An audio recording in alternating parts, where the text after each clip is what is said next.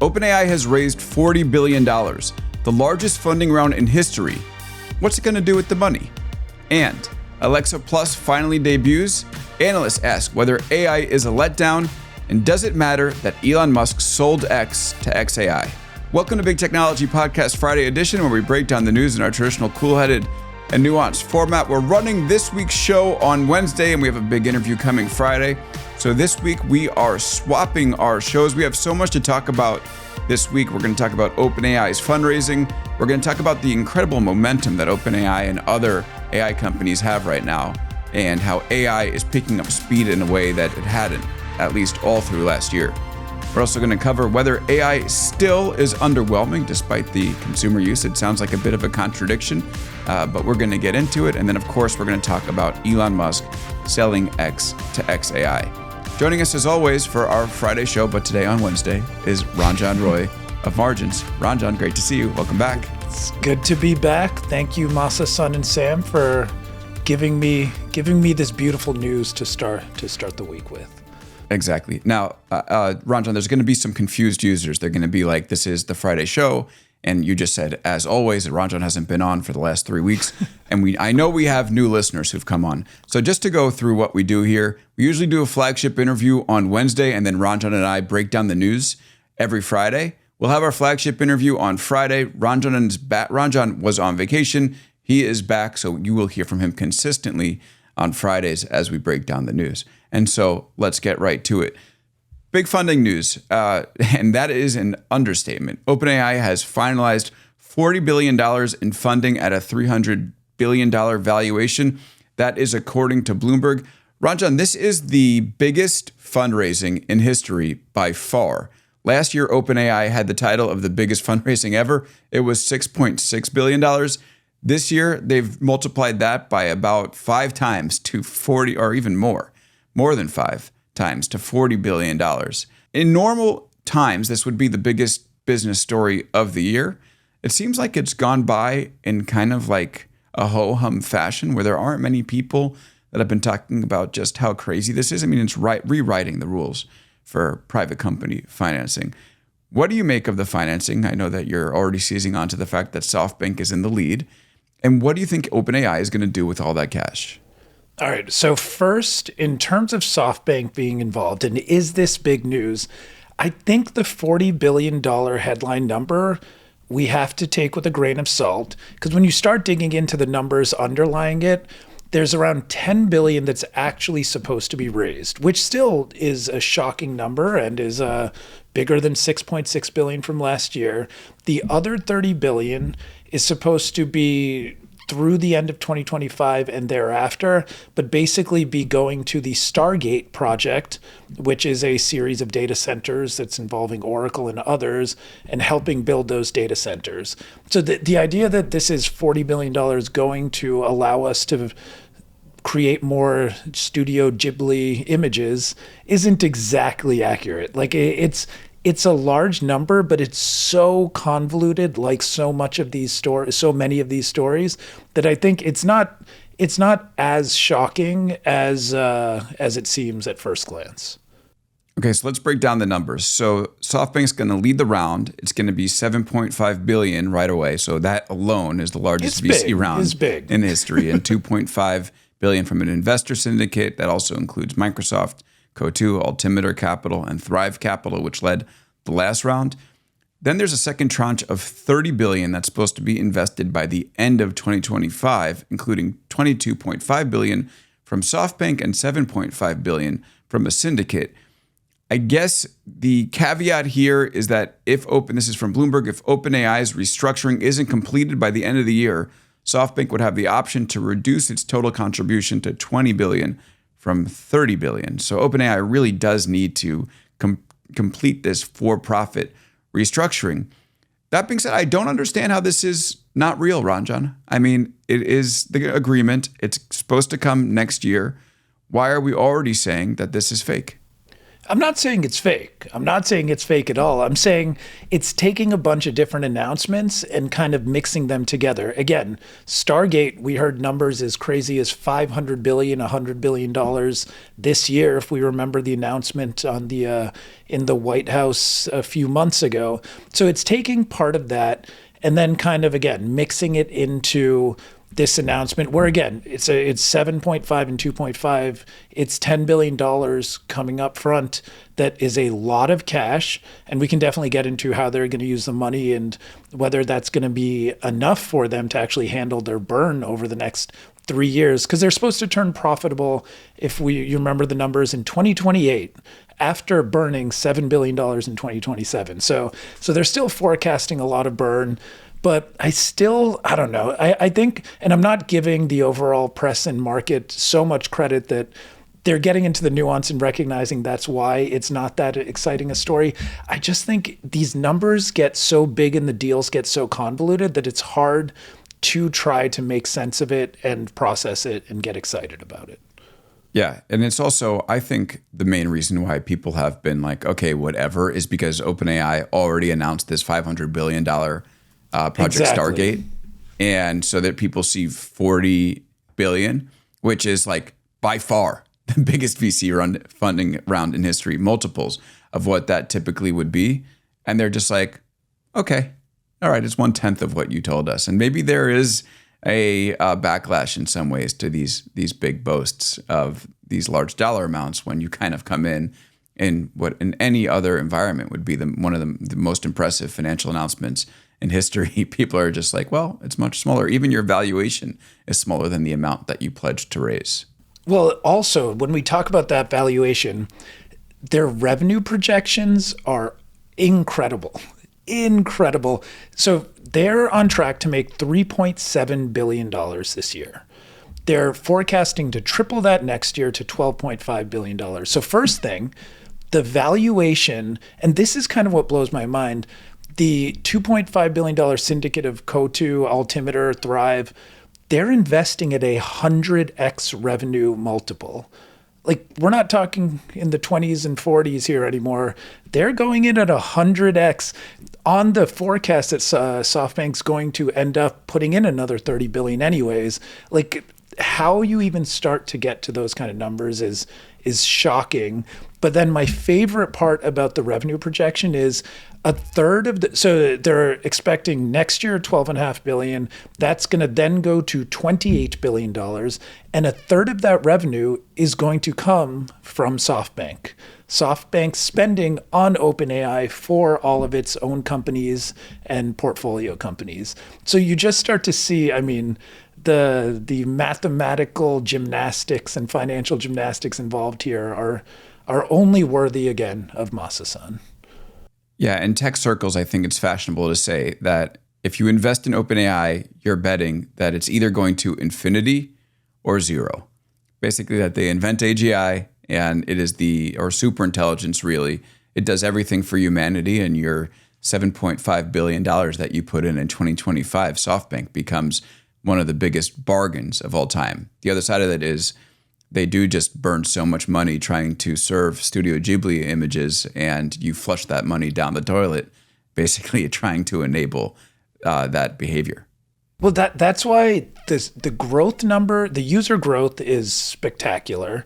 Sam Altman has been on a tweeting tear this week, kind of talking about biblical demand for the platform, saying that I think that they had added 1 million users over a few months and then added 1 million users in an hour. And again, the Studio Ghibli, which you had a great show with Brian last week and explaining it, it's the whole viral format of creating images in the style of a Japanese anime type thing that just went completely viral. I will say plenty of non-AI normie friends I saw posting those on Instagram, even not just on X. Like, it was real. It's real. People are going on it. People are doing it. But that's cool. That's not making you money. Like, that's not necessarily the best forecast for you getting to your $28 billion revenue in just 3 years and somehow also being profitable on that revenue. Yeah, the Studio Ghibli thing continued to be crazy over the weekend. My brother, who is not ever sent me anything AI, drops the family chat, flooded the family chat with the images of him and his wife and his daughter, and created multiple ChatGPT accounts to be able to make more images. That is how insane the demand was. And you're right, it's not a profitable use case, even though we know that OpenAI had lots of signups. I mean, adding 1 million users in an hour is impressive, but they're melting these GPUs, which cost 20 to 40,000 a pop. So let's just take this to its logical conclusion. You are OpenAI. You just raised 40 billion, or if you're in Ranjan's camp, at least 10, and we'll see what happens next. What does that money go towards? This is where, I mean, obviously, and Sam was tweeting about, like, if anyone has 100K GPUs, send them our way. We're as you said, melting on demand, that we need anything we can get. This is getting crazy. So obviously, it's going, they're still positioning this as it goes to the compute. It goes to just and building large new foundation models, GPT-5 one day. So it seems like, and we've talked about this a lot, the plan over the next few years is still the same strategy that's been there for the last two. Launch some new really cool products, but then the entire bet is on the transformational foundation model, GPT-5, 6, whatever it's going to be. As you said, AGI, things that change everything, and that's the only way they're going to make their money. Right. I think it was Dylan Patel who talked about how the next wave of, he's going to come on the show from Semi-Analysis. He's going to come on the show in a little bit, in a couple of weeks. We recorded already, and basically what he said was the bet is not that they're just going to make a better chatbot, is that they are going to automate effectively full industries, including software engineering.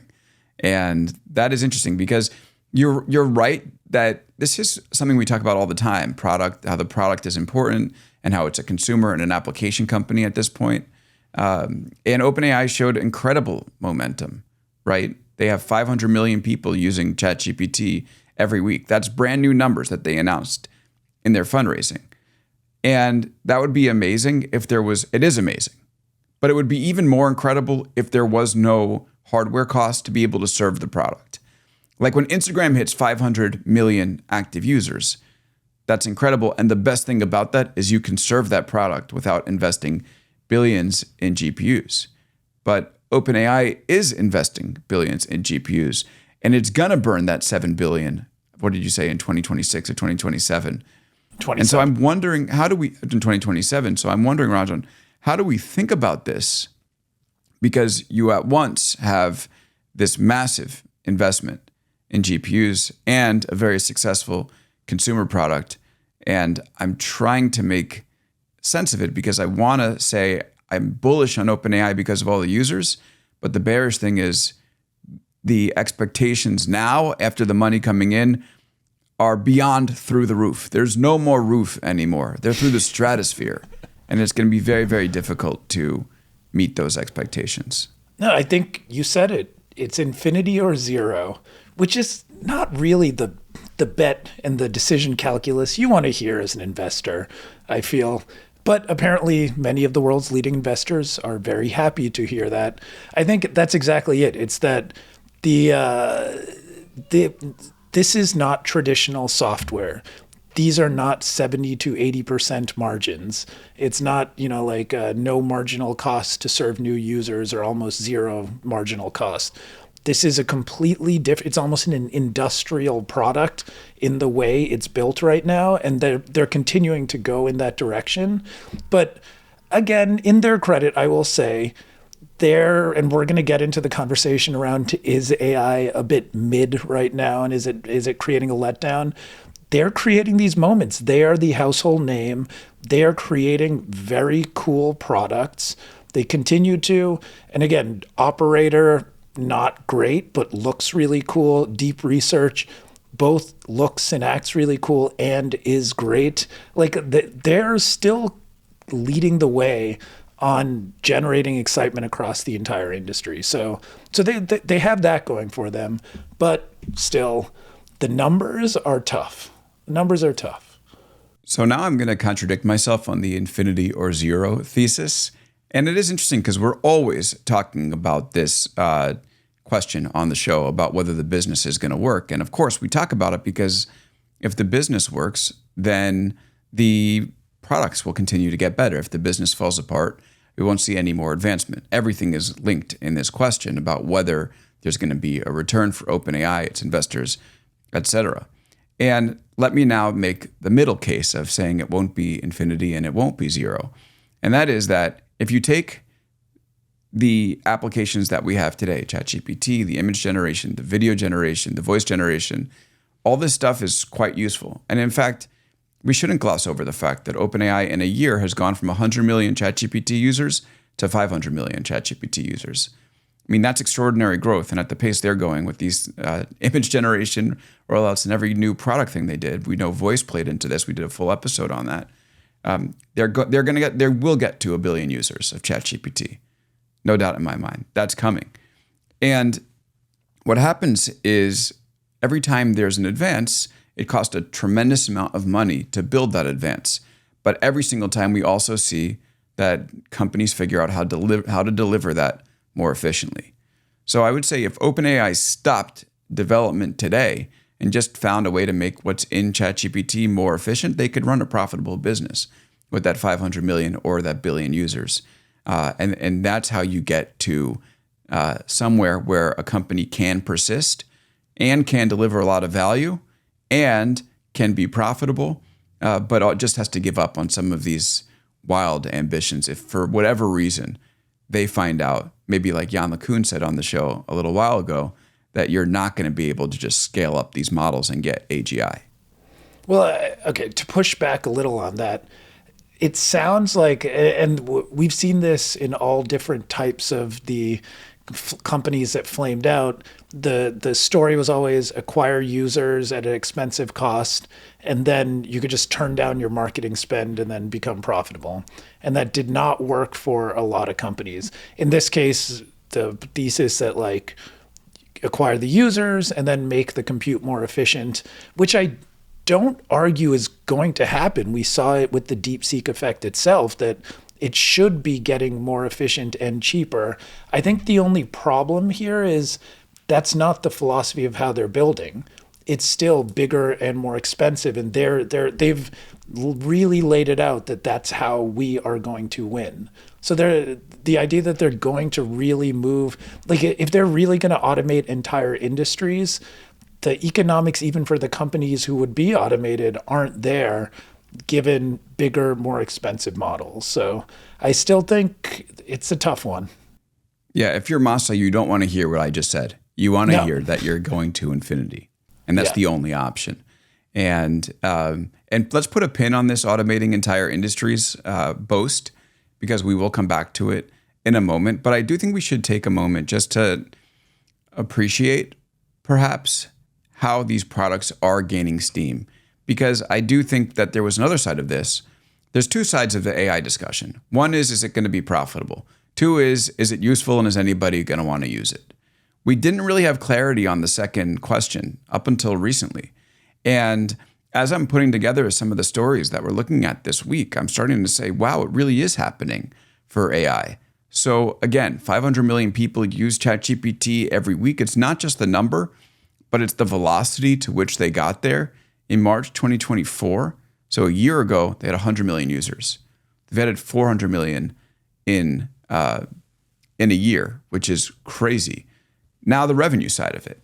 This is from The Information. ChatGPT revenue surges 30% in just 3 months. And the company, they say, has hit 20 million paid subscribers. This is something that OpenAI has disclosed. That's up from 15.5 million at the end of last year. And this is The Information. It says, it turns out a lot of people are willing to pay for a chatbot that can code, write, and give personalized health advice and medical diagnoses and cook up detailed financial plans, among countless other tasks. The strong growth rate suggests ChatGPT is currently generating at least 415 million in revenue per month, a pace of about 5 billion per year. And that is significant money. So OpenAI is really on the upswing. Now, one more thing. let's talk about the other bots. It's not just them. This is from TechCrunch. ChatGPT isn't the only chatbot that's gaining users. We see that Google, this is according to SimilarWeb, Google's Gemini web traffic grew to 10.9 million average daily visits worldwide in March. That's up 7.4% month over month. While daily visits to Copilot, that's Microsoft's bot, increased to 2.4 million, up 2.1% from February. SimilarWeb also says Anthropic's Claude reached 3.3 million average daily visits in March, and DeepSeek had 16.5 million visits in the same month. So ChatGPT, of course, is way more, but you're seeing growth across the board. And to me, this is just a moment. We have to admit it. It's a moment where it really is coming together for AI, maybe punctuated by all these AI images that we're seeing with ChatGPT. Do you agree? I completely agree. I will say this in the last few months, and I would actually say, even thinking from the Super Bowl, there's still a little bit of skepticism I would hear from everyone. Everyone I know is using some kind of chatbot right now. A lot of people are paying for it. It's become kind of the norm. Oh, I have a ChatGPT Plus subscription or a Claude subscription. But like, it feels like more and more people are putting in their budget, $20 a month, which we have been doing for a long time, and choosing one, and it just is becoming more and more part of their daily habit. I think Gemini seems interesting because, again, it's free, it's really good, it's getting better, and it's integrated into the entire Google suite of products. So it's still, in terms of who could be number two or even overtake number one. But overall, I do agree. We've passed the inflection point. It's normal. And when people, again, I was just traveling for a few weeks, and the number of people around me I saw taking pictures and putting them into ChatGPT for translations, or just even asking questions around travel. I myself, this was an all Perplexity, ChatGPT, even Meta Ray-Ban asking questions on the fly trip for me. The days of just pure Google search are long gone. So it's happening. I completely agree with that. Who's going to make money and how? That's a separate question. Right. And this is definitely going from a moment where it goes from toy to being practical. And just thinking about the image gen that we saw from ChatGPT over the past week, yes, it's been fun to turn ourselves into the Muppets, but it actually has like a real business use case as well. And this is, again, from the information. There's this company called Sola Wood Flowers. It's a Utah-based e-commerce company that sells replica flowers, mostly used in weddings. It canceled its plans to spend between $150,000 and $200,000 on photography this year after its manager saw ChatGPT's ability to place customers' real image into an AI-generated scene. So we're going to see this really have, I think, significant economic impact and consequences in the advertising industry. It's also going to definitely be used in the interior planning, interior design industry. There was a Dallas-based real estate developer that posted on X. This was a great thread. Images of an empty apartment, and then asked ChatGPT to show it furnished, and that inspiration is and it looked good. And we're going to see inspiration there. People will design websites and apps. I've seen some of those come through. People will design merchandise with it. You might even see building renderings and custom charts. And I thought that was really interesting. Ethan Malik from One Useful Thing, the Wharton professor, One Useful Thing on Substack, he had the new ChatGPT image generator create some pretty good infographics. And his point here was that basically the image is coming from the model, not being sent off to some image generator. And so you're starting to see just really intelligent AI image generation where it can actually get accurate text and real infographics coming into the model. So again, just going from effectively toy to something with real business value. Yeah, I think the visual side of things, or the image side of things, makes this even more promising to reach a wider audience because it just feels and looks more real. Like, it's one thing with text, it's just not as, I don't know, exciting or enticing, but it's also like when you prompt, understanding what that output is more difficult to understand the nuance, but to see, okay, wait, if I prompt this one way, this is the type of actual visual representation of that prompt. And if I change a few words, that changes the actual style or like really clear images, I think makes this a lot more accessible for people. I will push back a bit that there is this constant gap between what you see as a cool example on X and when you go in the real world and try to create things for your business. And I have been working with a lot of generative AI image, especially for marketing and advertising over the last couple of years. And it's gotten a lot better, but to really get it consistent and good enough to push into the marketing sphere, unless maybe you're a Temu ad, I think it's still very difficult to make it like incredibly consistent. It's really easy to be like, okay, create me a fake DTC brand called Ranjan's Snacks of healthy snacks, and it makes like a really nice looking packaging, logo, and then even a website. I was actually playing around with this and this came out nicely. And I'm like, holy crap, I could actually turn this into a Shopify website if I actually could manufacture snacks. But anyway, but like, Yeah. but I'm going to be launching like 1,000 random products, I think soon. But in reality, like to do that on a consistent basis for a real business, it's not there yet. It's getting closer, but when it's why you get this kind of feeling of letdown because you're promised this great thing. You can do a really cool experiment or giblify yourself, and that's quick and cool and it works.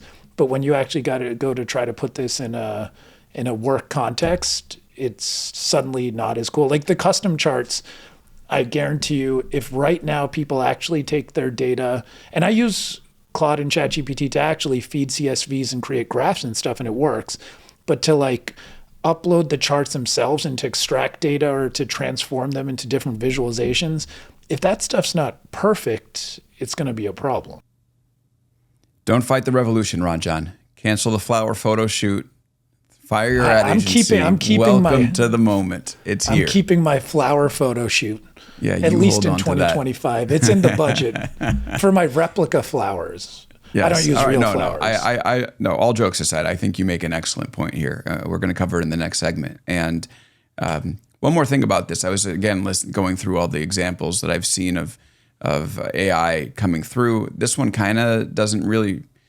I don't know. I can't say I hope it's not true because I hope it is true, but I kind of don't feel like this is possibly accurate.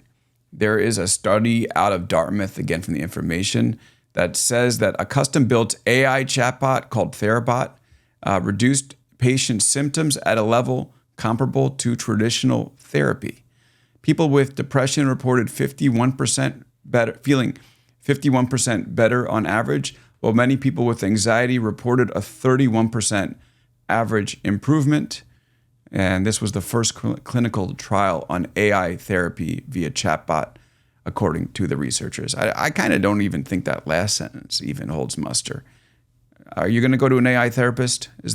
Are we there? That story actually reminded me of the Evan Ratliff Shell Game episode, an interview he Yes. did, where he cloned his voice with an AI and sent that to the therapist and sent it to an AI therapist. Like, I don't know.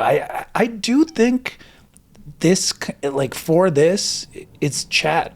It's back and forth conversation. It's relatively structured and programmatic answers. And I say that, I mean, with a grain of salt, but like it's a trained psychologist is going to have like really structured ways of answering your questions. So there's no reason that shouldn't happen here. Whether people are okay with that or feel comfortable with that is another question. But if it's literally texting back and forth, is it really that different than sitting in a room with someone and talking to them face to face? It's different, but could it do a relatively good job? I don't think that's crazy. Yeah, I would certainly not sit down with an AI therapist. Not yet, at least. 'Cause you do Sit let down these things or into sit your. down or text with, like chat. I wouldn't with. text with it either. You let these things into your inner self, and then they can manipulate you. I just don't feel okay with a computer program doing that. But I do think, going back to the Evan Ratliff episode, it was really funny when the AI therapist is telling his AI bot to breathe into a balloon and fill the balloon with all of his anxiety and worry, and then let the balloon float away. And the AI bot is like, I am breathing into the balloon now. The therapist is like, good. I don't know. This is the future I want. Is scrolling through your Instagram feed really that different about letting a technical system know all of your innermost desires and then present you with algorithmically generated or curated content to answer those needs and desires? Not to get too philosophical here, but Yes, I think it is. I mean, I really think that you're talking. Instagram is only a subtle manipulation, though it is a manipulation. I think that when you're speaking with an AI therapist, maybe I should try it before I knock it, because I have spoken with the Replica AI companion, and that certainly opened my eyes once I started talking to that. How'd that go? I do. How did that go? Yeah. Are you It was in a love? little too real for me, man. Are you in It was a love? little too real. I didn't fall in love, but I could definitely see how people do. Yeah. So yeah. I do think that, these things can get real. And what happens if you develop a deep relationship with this AI therapist, the company updates the software, and the next thing you know, it forgets everything about you. Be a That pretty would traumatic actually be- incident. I can I just would say. imagine the scroll bar loading. And it's like, sorry, we have lost your data. Please start again.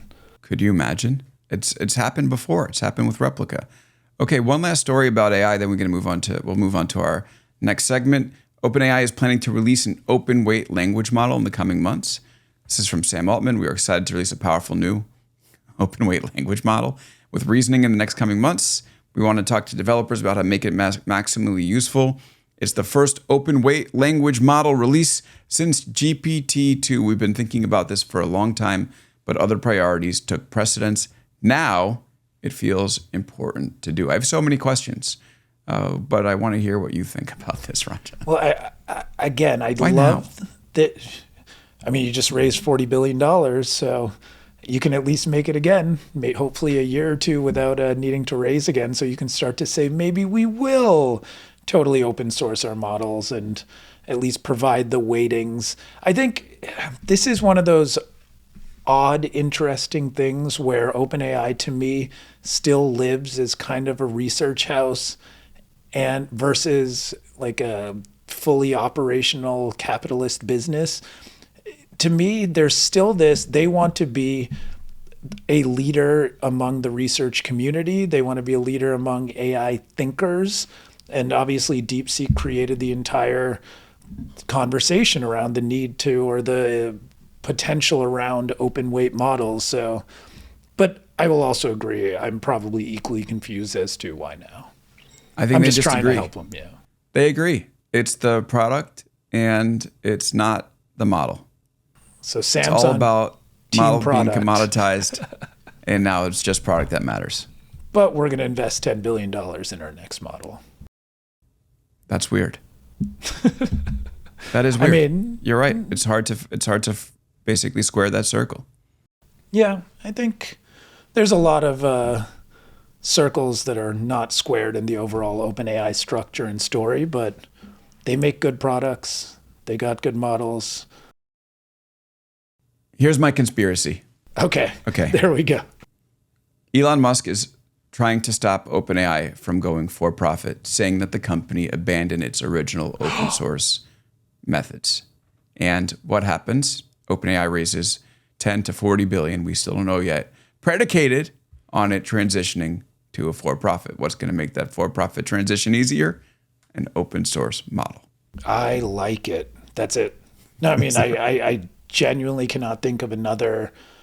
I tried a second ago. I didn't even feel convinced myself as I was trying to explain my theory. I like that one a lot better. And actually, that's going at Elon in that way. That's fun. That's fun. Oh, yeah. I mean, you can just see it now. Your Honor, we are OpenAI. Yeah. Just look at this. Listen, But look also- at all the participation we got from thousands of developers as we requested feedback. Clearly, we are serving the market in the way our initial charter intended. We motion for this case to be dismissed. Case closed, Masa. Your check will be wired immediately. There we go. All right. Let's take a quick break. When we come back, we're going to talk about a couple of, I would say, anti-AI op-eds, including this one from the New York Times, the tech fantasy that powers AI is running on fumes, and another from CNN saying the problem with Apple Intelligence isn't Apple, it's AI itself. Do these authors have any merit in their attacks? We will dig into it right after this. And we're back here on Big Technology Podcast Friday edition, running on a Wednesday as we break down the news in anticipation of an interview dropping Friday. Of course, Ranjan and I will be back not this Friday, but a week from Friday. So let's talk about AI being somewhat mid. There is a New York Times op-ed called The Tech Fantasy That Powers AI is Running on Fumes. It's by Tressie McMillan Cottom. She says, behold the decade of mid-tech. This is what I want to say every time someone asks me, what about AI? With the breathless anticipation of a boy who thinks this summer he... Oh my God. Do I have to read this? I think you do.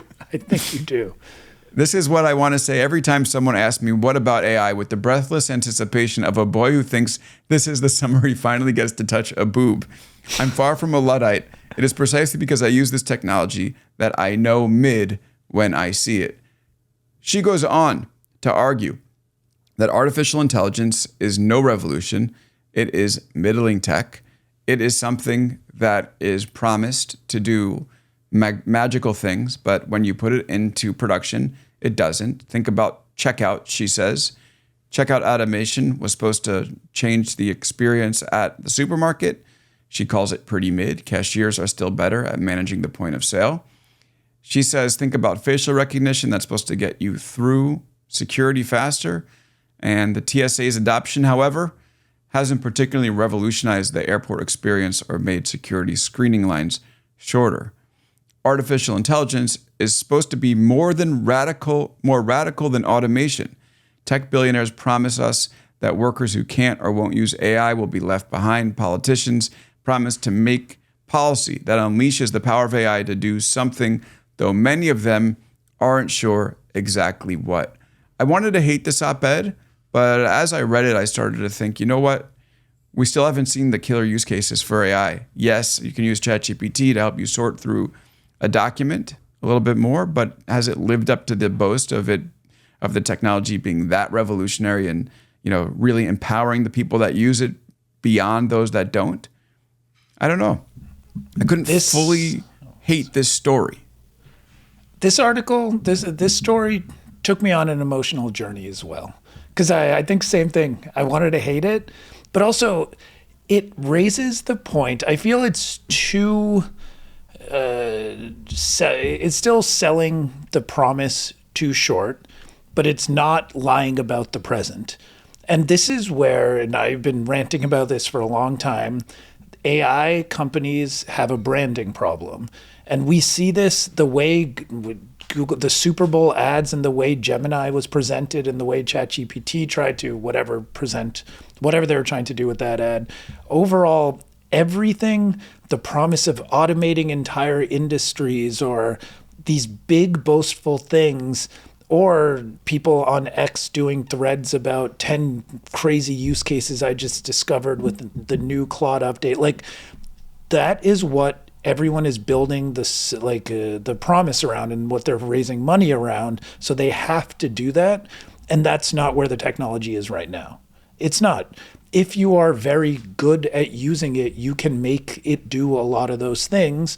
And there's more and more, again, products being built on top of these models to allow more and more people to do these things. But because the industry is promising that that's the present as opposed to the even near future, it's going to leave a lot of people feeling like this.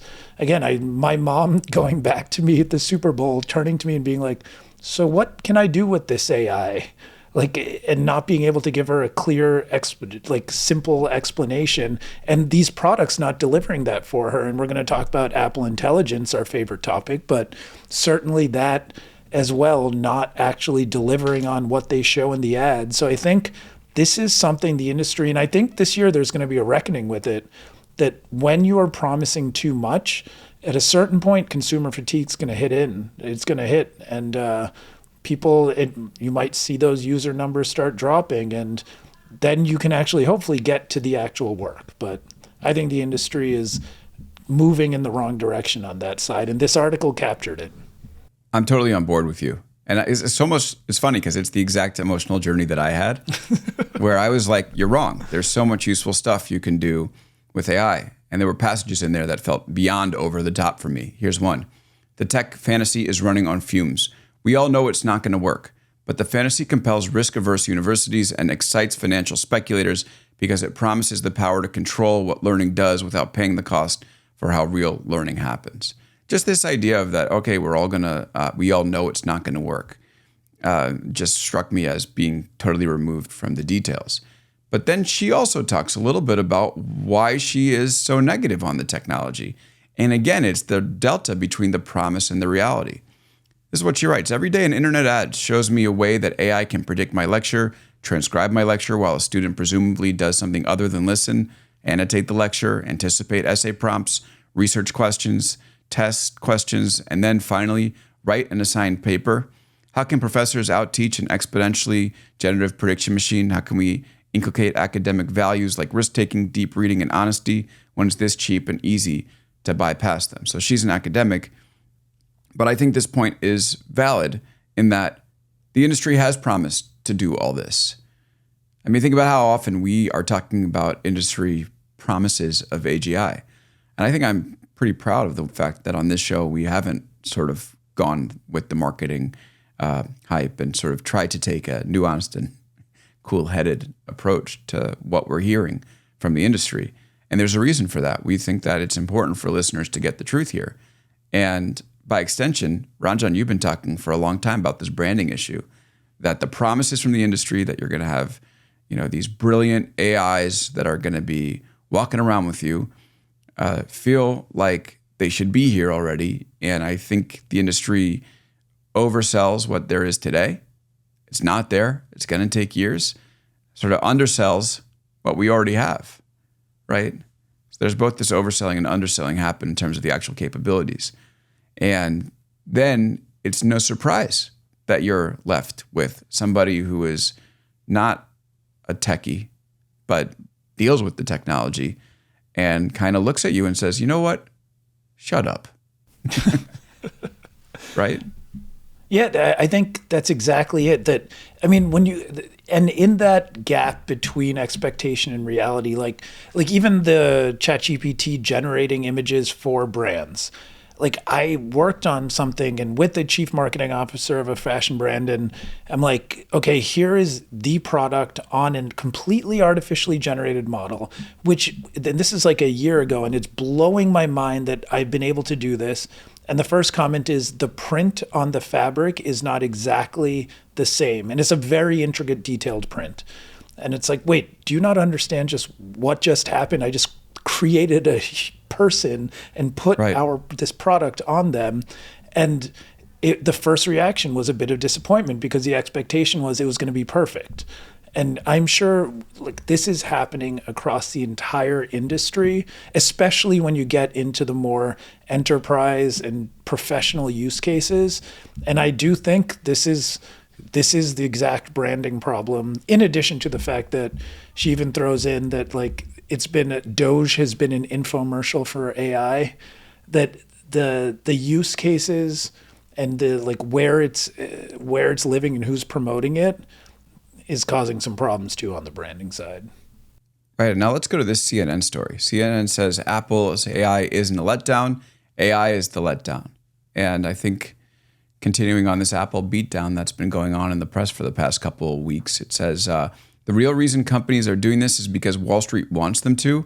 Investors have been salivating for an Apple supercycle, a tech upgrade so enticing that consumers will rush to get their hands on the new model.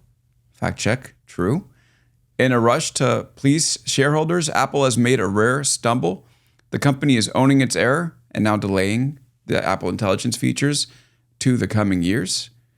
And this goes to a little bit, this is actually a very incisive point that this author makes here. In June, they write, Apple floated a compelling scenario in the newfangled Siri. Imagine yourself frazzled and running late for work, simply saying into your phone, Hey Siri, what time does my mom's flight land? And is it at JFK or LaGuardia? In theory, Siri can scan your emails and texts with your mom to give you an answer. That saves you several annoying steps of opening your email to find the flight number, copying it, then pasting it into Google to find the flight status. If it's 100% accurate, it's a fantastic time server.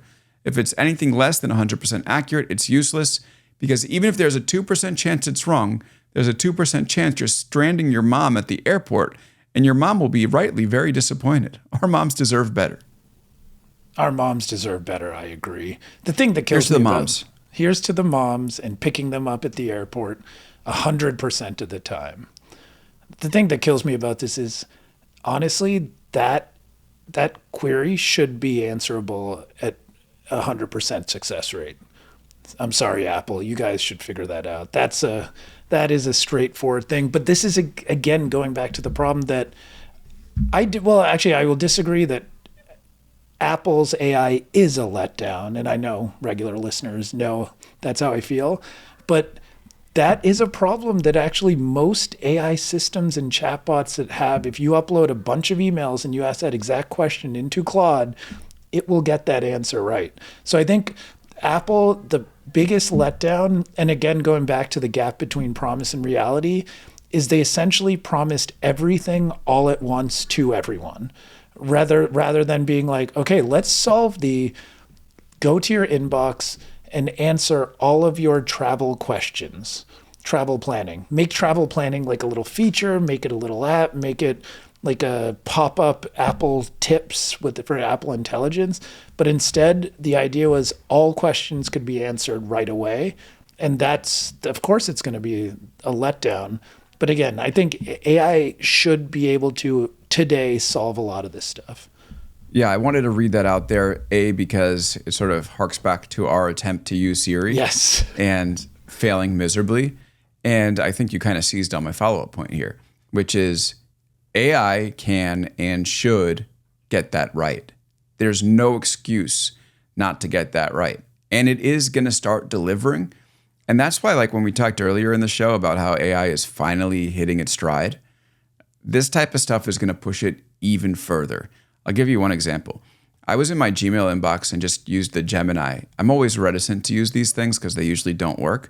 But I said, okay, I have a pretty complex task and it will be worth wasting the 30 seconds on a Gemini query to see if it can work. And that was, I wanted it to pull out all the paid subscribers of big technology. I wanted to pull out their emails and separate them by commas so I could invite them into our Discord. And I typed that into Gemini, and lo and behold, Gemini produced the list, perfectly accurate from a number of emails going back a month. And I was just able to copy and paste that into the BCC field and invite the subscribers into the Discord. That's incredible. I mean, it is effectively applying a conversational probabilistic technology into a deterministic scenario and it proving that it can execute. And once it starts getting that stuff right and doing it for a broad degree of use cases, whether that's Google or Apple or Amazon or Microsoft or all of them, that's when you're going to see the movement. But I think that in that exact example is kind of like it's a good reference point to one of the points in the article. She's kind of going at Kevin Roose at the Times, and she's like, he had said, it sounds like she listened to a Hard Fork episode and was like, was what? Pissed off. Yeah, she both goes in on Kevin and Casey. Okay, continue. Because Kevin said there are people who use AI systems and know that they're not perfect, and that those are the regular users. That there's a right way and a wrong way to query a chatbot. And then the authors, this is where we, the people, are apparently failing at AI, because in addition to being humans with jobs and social lives and laundry to fold and art to make and kids to raise, we should also learn how to tiptoe around the limitations of large language models that may or may not return accurate information to us. I like the line. It's a good line. It's good writing at the end. But I also, to me, this is where Apple, it's a letdown on their part, because they promise to a human with a job and social lives and laundry to fold that they'll get all these right. The example you gave is a perfect example of, if you kind of know what's possible and how to ask, it's going to get it right. And it's incredible. But this gap between knowing how to use it, like that's where either there needs to be more user education or the product needs to get better because the models are good enough to answer all these kind of queries. Yeah. I don't know. I mean, no one is expecting you to use the LLMs to make your life better. Just to me seems like, all right, tech companies built these tools. Like, go and use it if you want, or don't use it if you don't want. Sort of. I don't Apple's know why investors, I'm incensed at that comment. But Apple's investors are certainly needing that to happen. they need that, but you don't have to. As a consumer, you have agency, and 20 million people feel it worthwhile to pay for ChatGPT. So clearly, this is working for some people. I would argue your agency with Apple Intelligence is a bit limited when it's shoved into every part of the iPhone and product. And accidentally, I call Siri even on my MacBook right now. Yeah, I think they're questioning free will in terms of interacting with large turn that language shit models. off. I don't know. Just turn it right off. Do you know how to? I haven't tried. I know it's possible. I haven't tried either, but I might go and do it, and we should talk about it next week because I have a feeling it's probably going to be a pain in the ass.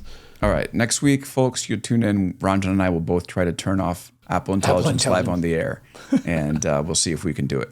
All right. Very quickly on this line, Amazon's Alexa Plus is out, and this is from the Washington Post. It's missing some features. The new enabled assistant, Alexa Plus, is launching on Monday, so that's Monday of this week. But not all the features the company showcased are ready. Some of the new features that aren't going to be coming out include ordering takeout on Grubhub based on a conversation about what you're craving, or using Alexa Plus to visually identify family members and remind them to do specific chores like walking the dog. I guess that's if you have the security camera in the house. Other stuff like brainstorming a gift idea or generating a story to entertain your kids also won't be released until later.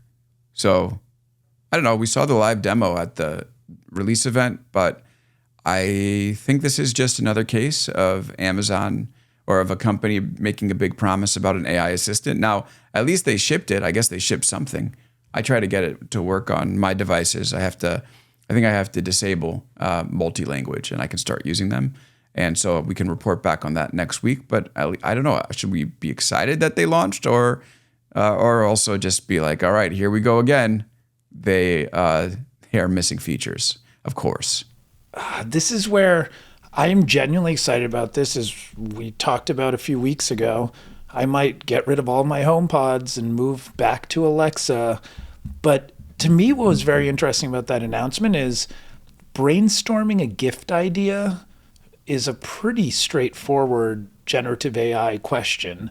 Generating a story to entertain your kids, I do that all the time with ChatGPT voice, and it's amazing. I'll literally be like, tell me a story about this really specific subject involving my kid, like this really specific scenario, and he loves it. So it can do that job. So why, like using facial recognition to identify family members and remind them to do specific chores, that's a tougher problem. That's a tougher problem to solve. And the ordering on Grubhub and not getting that wrong, and like at 100% accuracy, otherwise people would be really pissed. I get that stuff taking time, but why advertise that stuff if it's not close to ready? That's just like, guys, bring back consumer trust in this. Make people happy. Make them excited. You know what? OpenAI is actually doing that pretty well. Like in terms they are doing it the best of everyone, which explains why they have the product that's working. Yep. No, that's why they're at 500 million. That's why people trust it even more, because you go there, you actually, do you know what I'm going to admit right now? I was unable to giblify an image. I kept hitting a content policy thing when I tried to put a picture of me or my wife up there and like try to giblify it. Were you able to do people? I have been able to. Yeah. What I'm paying you, OpenAI. I'm paying you. Let me giblify myself. I don't know. Yeah, what I would do is just I would just go to the web version. If you've been using the app, the web version is seemingly more permissive. No, web version. I actually got a little obsessed with this because on Sunday I landed back in New York, and all I saw was this all over different social media platforms, and I'm like, okay, how can I not do this right now? I'm gonna write a whole New York Times op-ed on how AI is letting me down because ChatGPT is not letting me giblify myself. It's mid. It's mid. Okay, let's just end this segment. I think we have consensus here, which is that we both believe that AI is not going to just fizzle out, and it's not a fake revolution, so to speak. But we also think that the overpromising is going to have some serious consequences, and we're already starting to see some signs of that backlash. Agreed on that. All right, a couple minutes left. Let's just talk about the xAI acquisition. So xAI bought, or the X acquisition, too many X's. xAI bought X, so Elon Musk's AI company bought X. It's kind of a weird deal. So there was one set of advisors working for both sides. It put xAI's valuation at 80 billion, even though there was no new money in, and that increased its valuation from 80 billion to 50 billion. So that 33 billion that X got is actually probably smaller if you just use the last fundraising amount. We have a professor from UCLA that says it's funny money. It's telling the Wall Street Journal it's funny money. It's like using Monopoly money to buy Pokemon cards. And as someone who has done that in the past, let me tell you, don't knock it till you rock it, Professor Andrew Verstein.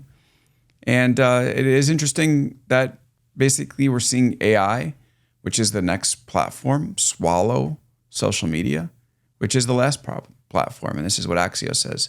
AI eats social media as xAI swallows X. All your X data was going to be used to train these models anyway, and now it definitely is. And there's no getting away from it. So that's the headline on the deal. Ranjan, I'm curious what you think about it, and if there's anything you think the common narrative might be missing about what this deal means. I think it's like using Monopoly money to buy Pokemon cards. If that's the common narrative, is the right one.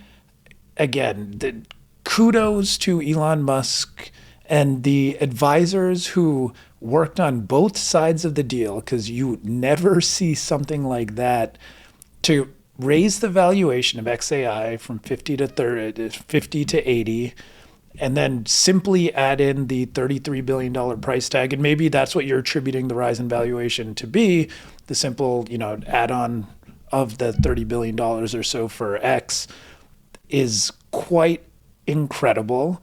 To then be able to just make up whatever valuation you want for X is incredible, because remember, he bought it for 47 billion, I believe it was. They valued it at 45-ish, and they said $33 billion with the valuation minus debt. Like, basically, he's able to just say, oh yeah, it hasn't lost any value, even though we've all seen endless reports, and you can even see it in the advertising when you load your X feed, like just how ridiculous it is that they're not making money. They're losing money. It's not going in the right direction. And he just was able to say, oh yeah, it's worth what it was when I bought it. That's okay. And now it's part of xAI, my other company that has an obscene valuation. It's the same investors on both sides. It's the same bankers and lawyers on both sides. I mean, this one, Masa is jealous of this one. Yeah. I mean, he thought his 40 billion, and we're forecasting revenues about the investor actually paying money to the portfolio company. This puts that to shame. Well, the interesting thing is that now xAI's revenue is going to be coming from X, which is interesting. Like, X will be the revenue arm of xAI in some ways, because you're going to pay for Grok through Twitter or old Twitter. You're going to have ads still coming into X. So that adds an interesting wrinkle to it. But let's end on this. This is the close. Well, it's not fully the closing chapter because we don't know what's going to happen to xAI, but this, let's say, the intermediate closing chapter, which makes no sense, but you know what I'm saying, on the X saga. Was that a good buy for Elon Musk strictly from a business standpoint? I think it was a great buy for Elon Musk from a business standpoint, because he still owns it, no cash changed hands, and he got to just label a valuation that he wanted to on a property that is not worth that. So that kind of financial engineering, I think we should all be fascinated, proud, and terrified of. Well, I think that says it all. Ranjan, it's so great to have you back. Welcome back to the show. It's good to be back. See you next week. All right, on see you Friday. next week. On Friday, yes. Thanks everybody for listening. Special episode coming up this Friday, so stay tuned for that. And then Ranjan and I will be back a week from Friday to break down the week's news as usual. We're back, baby, back in action, breaking down AI news like it's been no time at all. All right, thanks for listening, and we'll see you next time on Big Technology Podcast.